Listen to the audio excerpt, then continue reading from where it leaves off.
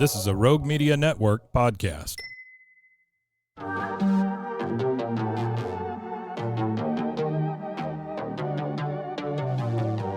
Hey y'all, I'm April. And I'm Caroline. And This is your Bloody Happy Hour. Caroline, are you ready for this? This is your newest guilty pleasure. It's the bloodiest part of your week. Did we say something about it also being happy hour? Show did. Because we about to be sipping on some murder. Bloody Happy Hour.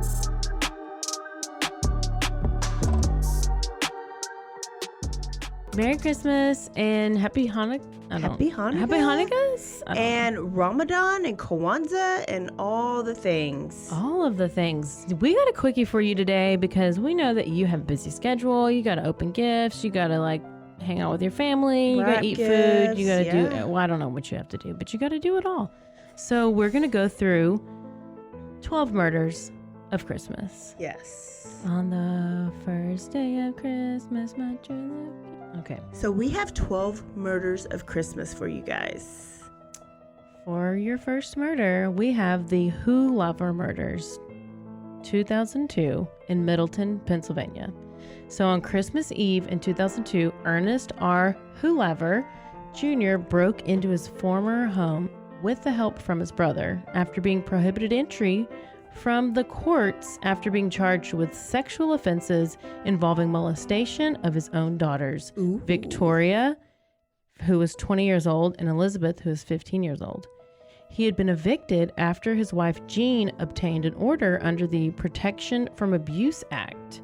And although this was prevented him from purchasing, possessing, and carrying firearms, this didn't stop him from using one to slay his own family. Oh my goodness. His brother waited about a block away and acted as a lookout as Ernest approached the house and cut the telephone wires and forcibly entered the home.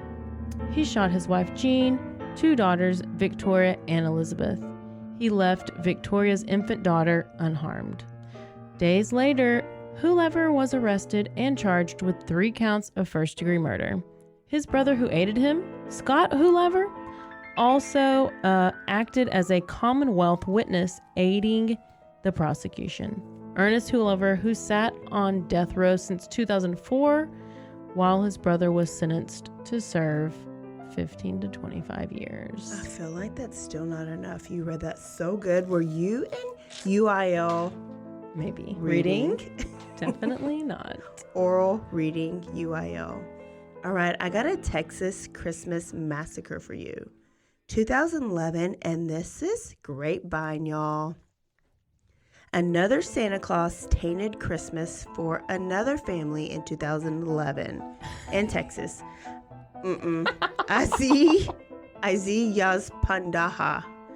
In the same manner of Bruce Pardo, we just talked about him, knocked on his estranged wife's door on Christmas, dressed in a Santa Claus suit, and as the family was in the middle of opening presents, he opened fire on his family. He killed his wife, Fatima, their 14-year-old son, Ali, and their 19-year-old daughter, Nona.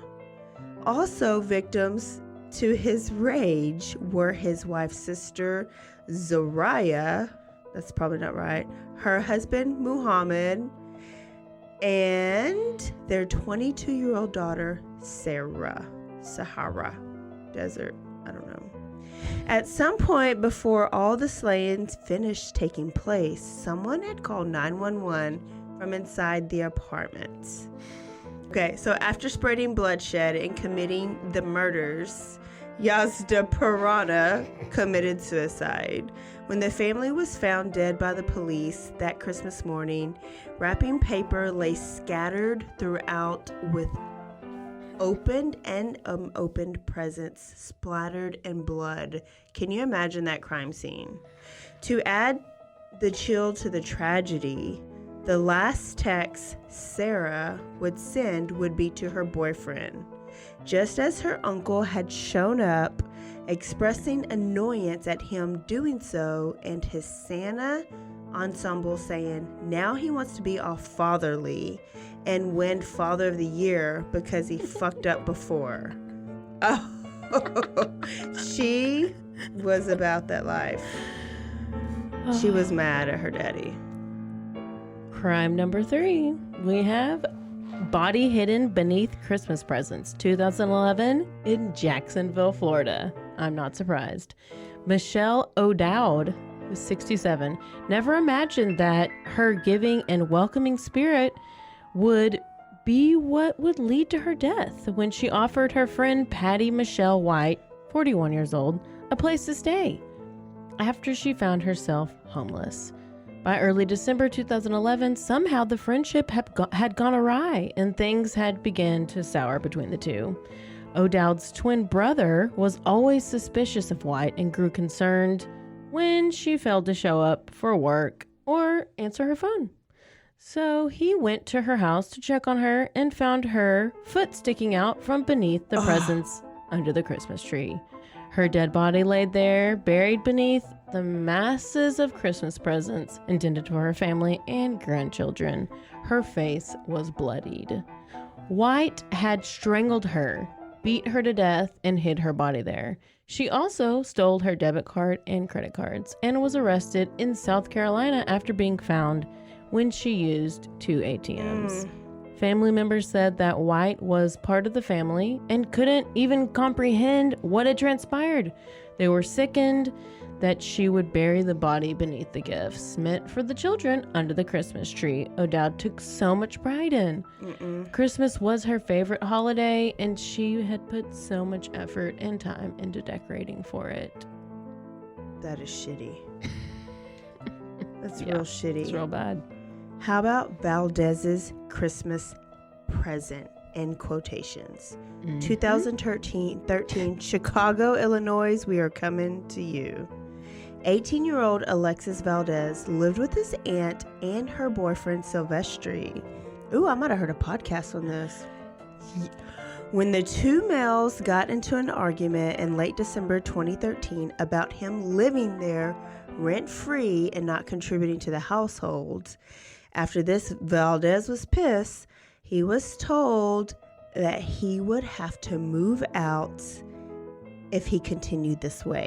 So on Christmas Eve, while his aunt was out after drinking all night, Valdez was angered and in unjustified, uncivilized rage smashed Diaz's head with a hammer.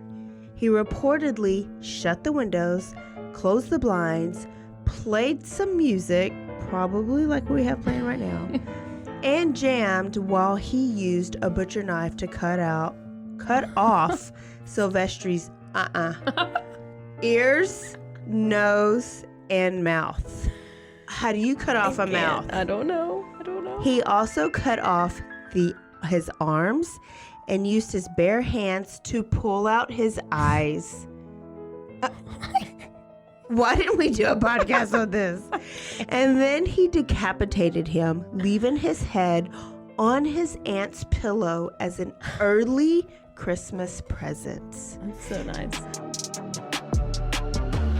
And now a word from our sponsors.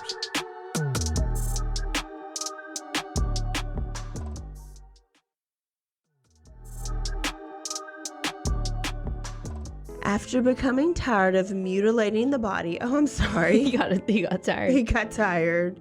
He called 911 to report a dead body.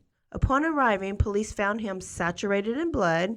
He confessed to the murder and said he would have killed his aunt too had she been home. He was sentenced to 33 years in prison. This was an 18-year-old. And he was just mad because they told his ass to don't be a deadbeat. Yep. Say, man, don't be 33 years after don't that. Be an Alexis. That's all you get. Firing squad. He gets the firing squad. Your turn. Continuing on, what number are we on? 6? 5? 4? I don't know. No. Well, the next one. 4. Now this is 5, I think. Christmas murder, number 5. You want us to count and read? That's a whole lot. I know, it's a whole lot of things. Los Feliz Mansion murders. How do you say it? Feliz. Los Feliz Mansion Murders, 1959, Los Angeles, California. LA is no stranger to grisly murders, but in December of 1959, it became home to one of its biggest murder mysteries, with the Perelson family murder-suicide at a Spanish revival home at Glendower Place in Los Feliz. Around 4:30 a.m. on December 26th, cardiologist Harold Perelson struck his sleeping wife Lillian with a ball-peen hammer and bludgeoned her to death before she could even know what was happening and before she could even scream for her life. She died by asphyxiation. That's how you say it. Oh, she basically drowned in her own blood. Yeah. That's a hard word to say. The case would be different for his teenage daughter, Jude, who wailed and wailed, screaming for her life as he made his way into her bedroom. Neighbors could hear as she yelled, "Don't kill me!" Reportedly, they could also hear her father instructing her to lay still and keep quiet. Using the same hammer he did on his wife, he struck his daughter, but not with good enough aim. She was able to escape after seeing her mother laying there dead in a pool of her own blood. She ran to the neighbors to get help. Two younger siblings, Joel and Debbie, had by now woken up. The patriarch of the family told them to go back to sleep and said his last words to them, "This is only a nightmare." Wow. He then took 2 doses of Nembutal and 31 pills, believed to have been a tranquilizer or some form of codeine. By the time emergency responders arrived to the scene, he was dead. The estate was sold at a probate auction to husband and wife Julian and Emily Enriquez. Here is where it gets even creepier. The Enriquez family apparently never moved in. After their deaths, their son Rudy inherited the house and is quoted by the Los Angeles Times saying, "I don't know that I want to live there or even stay here." The house reportedly sat uninhabited and still in time for 50 years and was only used as a storage by Rudy Enriquez. Those who peeked and those who had been inside the house say that the house remained unchanged and appeared abandoned in time and in place as it was before the murders. Rudy died in 2015 before the house went up on the market and was cleaned up. Pictures were taken of it as it was by the photographer. One word, eerie. The house looks lived in. Things seem to be left as they were before the murders. The mail still piled up together. There's even cat litter from the long-gone family's pets. Though the origins are unknown, gold ribbon for presents could also be found inside the house. You can find these pictures online today with even video footage taken by the photographer. Now we have Lawson Family Massacre, 1929, Germantown, North Carolina. So today, the last and one of the only portraits the Lawson family took remains very infamous. Just a few days before Christmas, 43-year-old Charlie Lawson, a rural and working-class sharecropper, took his family shopping for new outfits to get their portraits taken. Back then, this wasn't really normal for someone of his social standing and financial means. Some in that era may have even called it peculiar and odd, which would later go on to lead to what had been a premeditated act on his part. Fast forward to the afternoon on Christmas Day, and all but one of the Lawsons would be dead.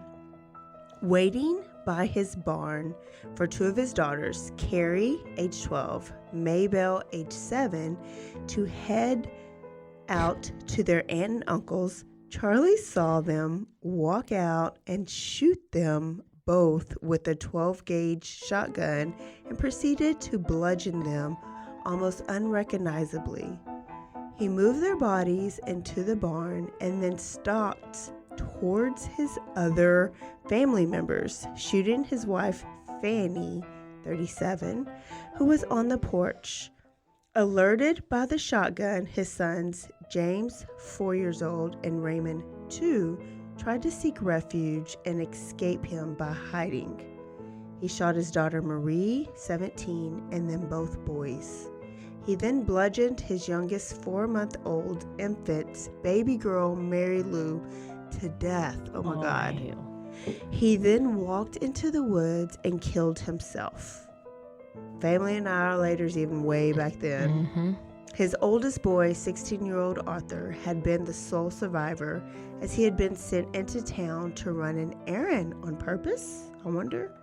Had he wanted to spare his life? We will never know. The bodies of each family member were found with rocks beneath their heads and their arms crossed. To this day, motive and reason behind the murders remain a mystery. It has been speculated due to statements by relatives of the family about Fanny voicing concern that Charlie carried an incestual relationship with Marie.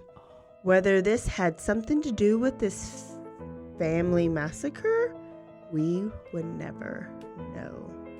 We should do It's that a good one. story. Yeah. Number 7. Good Samaritan killed for kindness. 2016. You better have some big words in this. Washington, D.C. Ready? Trisha McCauley was an up-and-coming actress and yoga instructor. On Christmas Day, Trisha was on her way to Christmas dinner with her friends, but Trisha never made it to dinner. Friends and family tried reaching out to her that night, but they never got any responses, so they filed a missing persons report.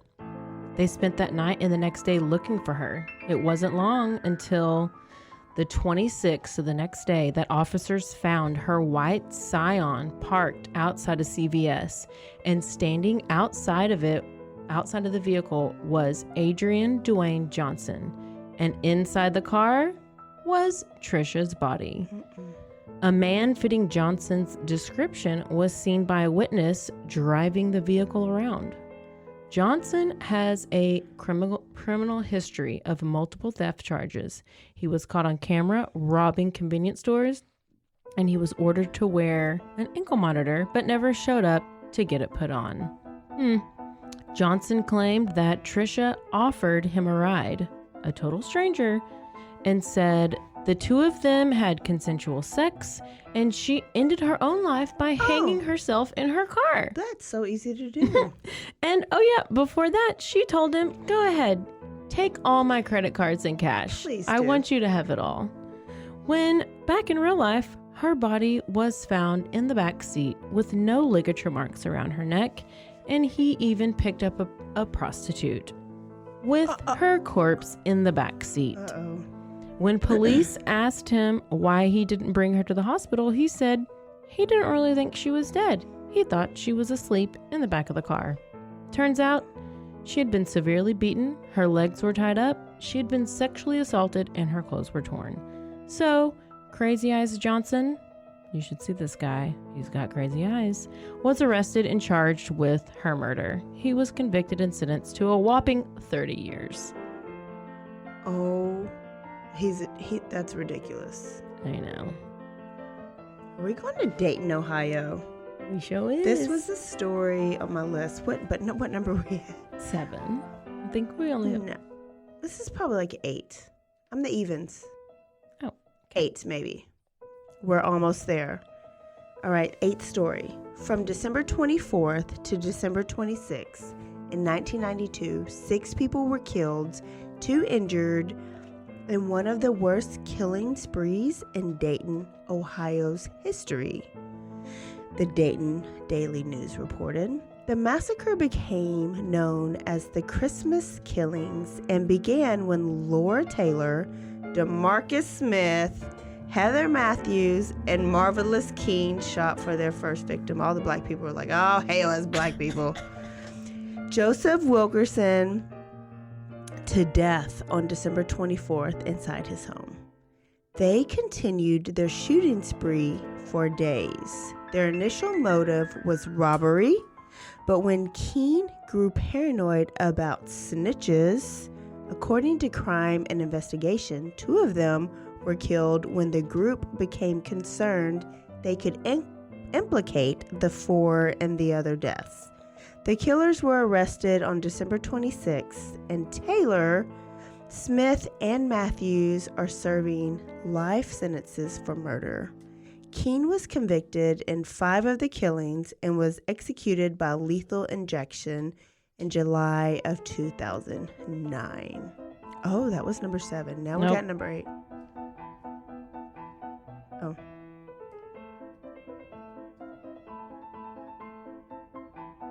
Now we're on number 9. Okay. The John Benet Ramsey murder. Uh-oh. 1996, Boulder, Colorado. Now, if you don't know this story or this name, I don't know what rock you've been laying under for the past how many years. So, I'm going to give you the facts. Here we go. I didn't know it was in Boulder. Yeah. Well, it's weird because, we were like 10 or 12 around this time. So, were you? Oh, well, I was probably 10. 1996? Oh, no, I was in high school. Oh, oh my gosh, I was 10. Sophomore. Jean Benet Ramsey. She was 6 years old. She lived in Boulder, Colorado. Her parents were John and Patsy, and her older brother named Burke. So the last time anyone saw Jean Benet alive was around 10 p.m. on Christmas Day. The family returned from a Christmas party, and the parents put Jean Benet and Burke to bed. Around midnight on December 26th, a neighbor said he saw lights turn on in the Ramsey kitchen. At around 2 a.m., another neighbor reported hearing loud screams coming from the Ramsey home. And then around 5:30 a.m., Patsy wakes up and sees a 3-page handwritten note. The note essentially said that Jean Benet had been kidnapped and the ransom they demanded was $118,000. The most suspicious thing about this was that was the exact amount of the Christmas bonus that the father John had recently received. It's a big-ass bonus. Big old bonus. I wish I'd get that kind of bonus. Police were called about 20 minutes later, around 5:52 a.m. Then at 10:30 a.m., the father, John, suddenly left to go check the mail, even though the mail was delivered through the slot in their door. And so, in an unbelievable twist, John Benet is found in the basement of their home at 1 p.m. She had a skull fracture. She was strangled to death. She was bound by duct tape. And they suspected an intruder entered the home and from where she was found, but the window to that room had an undisturbed cobweb covering it, which would have been broken if somebody had climbed through it. But the brother Burke said he also had claimed that he slept through the whole thing. Also, in Jean Benet's stomach, the contents showed pineapples and milk, which were her brother Burke's favorite meal. Handwriting, yes, a little sus. Handwriting expert showed that the ransom note matched that of Patsy Ramsey. In 2006, Patsy Ramsey died of ovarian cancer, and in 2008, the parents were cleared of any involvement in the murder. And to this day, the murder remains open and unsolved. And side note, John Ramsey is now married to Natalie Holloway's mama. That's so weird. Fun fact. We have to cover this story at some point. I know. I know it's everywhere, but I've never done a deep dive. I haven't either. And so you think about it and you're like, oh, what? And then you really have no idea what even happened. No. Until you get into it. No. You can do this one. My third question I'm going to ask Jesus when I go to heaven. What happened to John Benet Ramsey? Oh, I can't wait to hear about your first two. Number 10. The Klopp Axe murder. This is 2014 in Paradise Township, Pennsylvania. Caroline, no playing. Your name's by it. Okay, a man killed his wife during an argument on Christmas Eve, then took their 2 children to celebrate Christmas with his parents before calling the police to confess. He didn't want to ruin their Christmas, I guess. Yeah. Dustin Lee Klopp, 36, punched Stephanie in the face, cut her throat, and repeatedly bashed her head with an axe and sexually assaulted her at their Paradise Township home about 10 p.m. Wednesday on Christmas Eve, according to Pennsylvania State Police in Lancaster. So Klopp then tried to clean up the blood and moved Kelfner's, his wife's, body to a shed at the property.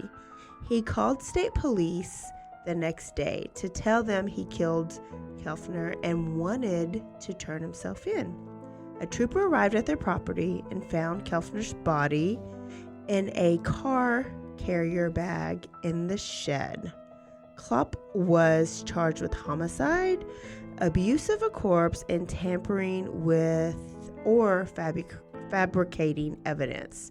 Lancaster County District Attorney Craig Stedman said the children didn't see what happened. Klopp was arrested in September 2009 on drug charges. He pleaded guilty and served a minimum of a 2 to 4 prison term. He was released in 2011. Klopp's criminal history also includes 2 guilty pleas to DUI in 2007, also with a plea to resisting arrest in one case, a 1997 guilty plea to burglary, and simple assault to a 2001 guilty plea to burglary and resisting arrest. He just kept it going. Klopp never made it to trial because in less than 3 months after the murder, he hung himself in his jail cell. Way to How go, ridiculous Klopp. are you? Way to go, Klopp. 11. This is actually going to count for 11 and 12 because it's so good. Okay. The Carnation Murders, 2007, Carnation, Washington. In a small town about 25 miles east of Seattle lived the Anderson family. We have a lot of names here, so keep up. Wayne and Judy Anderson had been married for about 30 years. Wayne worked as an engineer for Boeing, and Judy worked at a local post office. They had 3 kids together, Scott, Michelle, and Mary.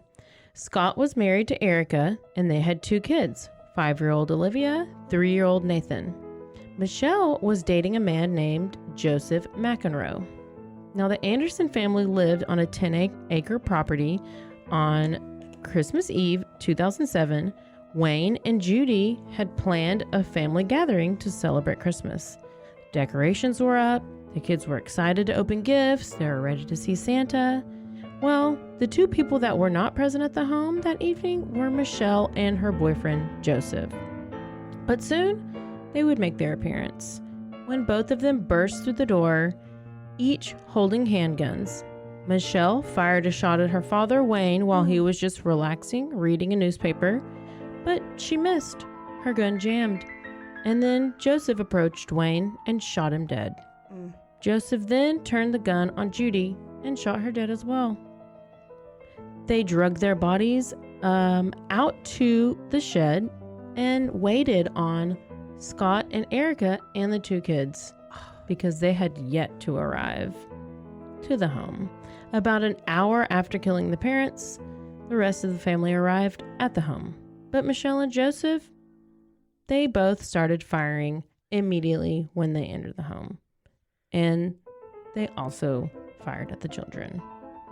Scott was shot 4 times until he died. Erica managed to call 911 and could be heard screaming on the phone, quote, "Not the kids," unquote. And then the phone went dead. They shot Erica twice, killing her, and then Michelle's gun ran out of bullets. And she tells Joseph to kill the 2 kids who were clinging on to their dead parents. God. So he shoots them both and kills them. Within hours, police arrive and Michelle confessed that her brother owed her $40,000 and hadn't paid her back, and she was tired of being stepped on by the family. Wow. They both received 6 life sentences. Was she the middle child? Oh, we middle children have syndromes. Wow. That does count for 2 murders. That counts for 2 murders because that is a Doozy. good one. That was a doozy. All right, y'all. Those are the 11/12 murders of Christmas. And we are so happy you guys ended the year with us. We love y'all. We hope you enjoyed our reading voices. We hope you enjoyed our background music. We hope you enjoyed our smell, even though that's weird. And, we hope you have a wonderful Christmas. Hey, this is officially Happy 6 New months, Year. right? I don't know. Oh, maybe. Yeah. So we've been going for 6 months. So thank y'all so much for the past 6 months. We love it. And we you. look forward to 2022. Oh my gosh. And there's no telling what's going to happen because it's us. We are planning, but nothing's set in stone. So just get ready for January and some more stories and some more bloodiness. And enjoy your holiday season with your family. And guess what? Cheers, everybody. Cheers, cheers, Take a cheers. drink. Take a drink. All right. Don't forget, rate, review, and subscribe. And send this episode or one of our other episodes to a bunch of your friends. We will see y'all in 2021. 2022. Are you in this year? If not before. All right. Never forget to Stay aware. stay alive. And always be DTF. Bye, y'all. Classical music makes you very soft. It relaxes.